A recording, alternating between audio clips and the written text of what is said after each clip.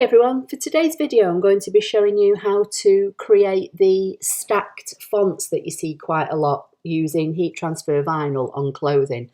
I actually thought I'd done a video on this previously, but I've looked quickly on my YouTube channel and I can't see it. I'm going to show you a way to make it with a font that's already stacked, but I'm actually going to show you also how to make it with any font of your own choice. The first thing I'm going to do is come over to the text icon and select it and left click on my page.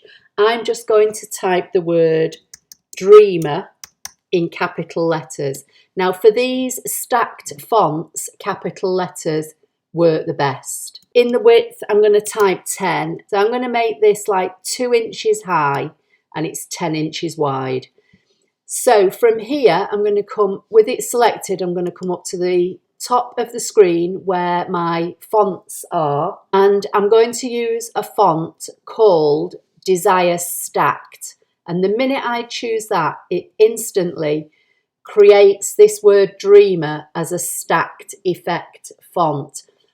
The links to the fonts that I use will be in the accompanying blog post. So if you're watching this on YouTube, under the title of this video is the description. Sometimes it may start to show you the description and then it may say more or see more. If you click on that, the description box opens and there's a link to my website and blog. Just look for the screenshot of this video and then go to the blog post and you'll find all the information. So if you were putting this on the front of a t-shirt, you know, that would be how it would look. Now, obviously, because we've used a pre-made font, this is all grouped together. And sometimes when these designs are created, they're created in different colours. If you were going to just put this on a t-shirt in one colour as it is, then you could leave it as it is. So for example, if I just drag the black into the fill, so if you were going to put this on a t-shirt in one colour, you don't need to do anything with it other than mirror image it here or mirror image it once it gets to your ScanNCut. It's entirely up to you, because this is a group, and let's say for instance you were going to cut this in black vinyl and put it on a white t-shirt, white t-shirt or sweatshirt, then this is how it would cut and then it would be easy to apply. I'm just going to make that smaller, move it over here. So now I'm going to show you how you can make it using your any font of your choice. As I said, these designs work best or look the best when the word that you start off with is all in uppercase. So now I'm going to type the word Dreamer again. So I'm going to choose the T at the top, left click on my page, type Dreamer and hit enter. Now obviously because I've got this font still chosen, it's brought this up. So now I'm going to come up to the fonts at the top of the page and I'm going to find a font called Ask Why, and now it gives me the word Dreamer. Again, you can size it from here, however you want. It's entirely up to you. So for this one, I'm just going to leave it more or less at this size for now. But as I say, again, if you wanted to make it bigger, if it was going across the front of some clothing, you might want to make it about 10 inches wide. And this is nearly 3 inches high. I would, again, take this down maybe to about 2 inches. Because obviously you've got to remember that when you start adding your other layers in, this is going to get taller. So for now, that's what we've got. With it selected, I'm going to right click and hit duplicate. And I'm just going to drag my duplicate down here out of the way. Now I'm going to come over to the shapes icon and I'm going to select a square. I'm going to drag this down and drag it out so it's bigger than the word. And then I'm going to squash it up as thin as I can get it. Now for this to work, this long skinny rectangle needs to be on top. If you're unsure, fill it with colour, select your word, fill your word with a different colour, and you'll be able to tell whether your skinny line is on top. I'm going to select both and I'm just going to center it. It's not vital, but and I'm going to centre it like on the horizontal and the vertical, so that this skinny black line is going right through the middle of my word. Again, I think it looks better if it's split centrally, and that's another reason why I'm making this black line as skinny as possible. So now I'm going to select both, and I'm on the Edit tab, which is the second icon down over here on the far right. And then if you scroll down, you'll come to where it says Process Overlap, and you've got all your like welding and divide and that kind of thing. I'm going to come to the last icon, which is Subtract, and left click. And that's now put a split right through the middle of my word, but it's all still a group, so I can't do anything with it at this stage. So with it all selected, I'm staying with the Process Overlap, and I'm going to come to the second one along, and that's Divide, and I'm going to left click. And instantly now you'll see all the blue bounding boxes around both halves of each one of these letters. So I'm going to left click anywhere on the page to deselect, and these are now all individual.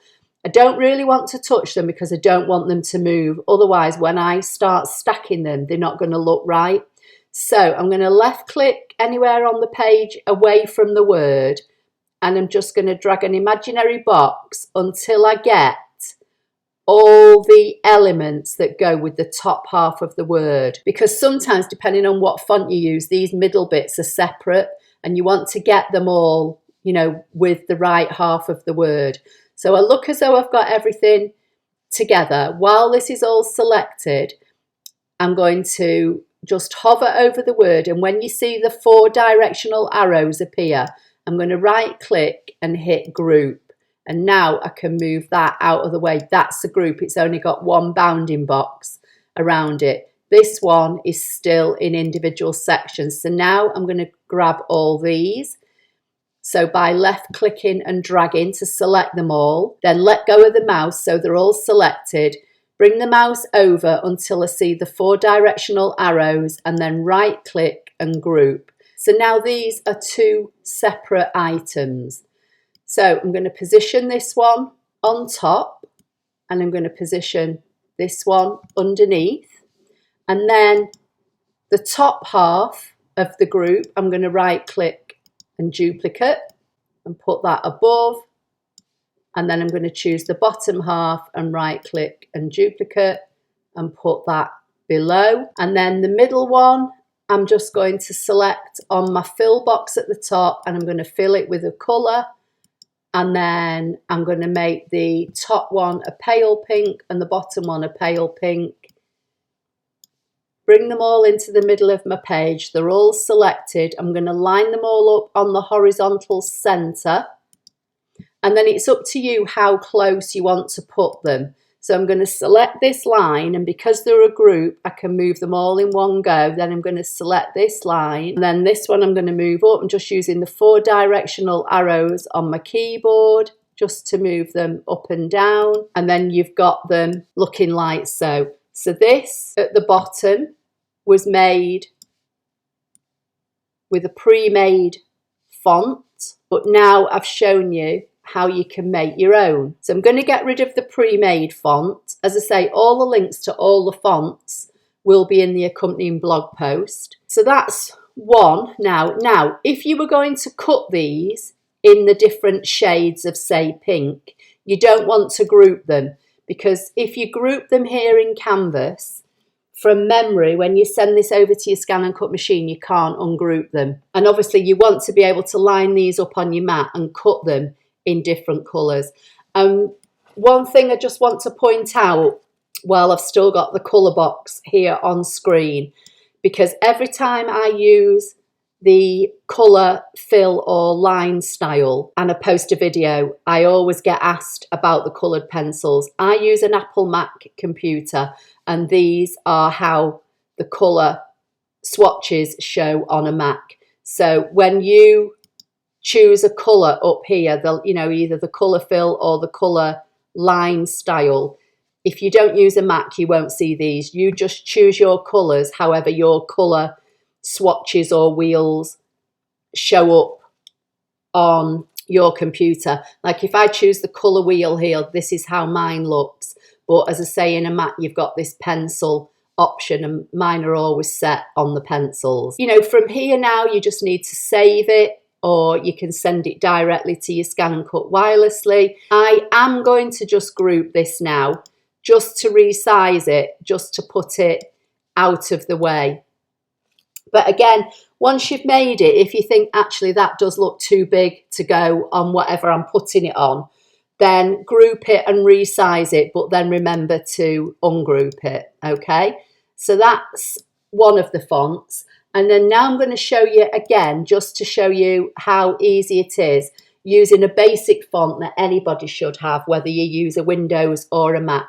So I'm going to use the same word, Dreamer, and hit enter. Let's move that one out of the way. And again, because, you know, this is the last font I use, this is what Canvas is choosing for me, I'm going to come down and I'm going to find Impact, because Impact is, as far as I'm aware, a pretty generic font that's used across Windows or Mac. I'm going to just drag it out a bit just to make it a bit bigger. I'm not, you know, being particular about sizing it or anything this time. I'm just going to do it just to show you. So we've got the word Dreamer. I'm going to right click, make a duplicate, come over to the shapes, get my square, bring this down on top of one of my words, squash it down so it's really tiny, select both and center it in the middle. Again, if you're unsure whether your rectangle is on top or not, just colour fill it and you'll see, you know, whether it is over your text. Select both and come down to subtract. Now remember, subtract just breaks the word in half, but it doesn't break it apart. So you can see there's a gap running right through the middle of my word, but when I click on it, I've only got one blue bounding box around everything. So that means it's all still a group. So with it selected, come to divide. Now you'll see all the blue bounding boxes around all the squares. I'm just going to zoom in a bit. I'm going to left click anywhere on the page to deselect, and then I'm going to left click here where I'm showing you where my arrow is, and holding my mouse down, I'm just going to drag it through the middle of all the letters, so that I know that if these, like the middle of the R and the A and the R and the D, if they're separate for any reason, by dragging through the middle, I should get everything. Once I've got everything on the top half of this word selected, I'm going to hover over it until I see the 4 directional arrows. Then I'm going to right click and make a group. And now I can move that out of the way. Now I'm going to do the same. I'm going to drag across all the bottom half, make sure it's all selected, hover over it, right click and group. So again, if I come to the colour fill and I fill in the middle, and then I position this above and this one below, and then I'll fill this with a different shade, and then I can select this word and duplicate that half, position it above and fill it with a different colour. I'm only doing it with a different colour so you can see it, but you know, this might be how you want to cut it in vinyl. You may want to have it in a kind of like an ombre or a rainbow effect, you know, whatever you feel suits you. You may want more spaces in between. You may want it closer together. If I just bring this one in, these are pretty close. These lines, each line is pretty close to each other. Again, I'm going to select all of them, and then I can resize it however I want to. Again, if you are going to cut it in different colours, then don't group each of your lines to each other. You know, obviously have this all grouped and then this all grouped and this all grouped as they are, but don't group it as a whole like this, okay? You can see when I click on these are still individual rows.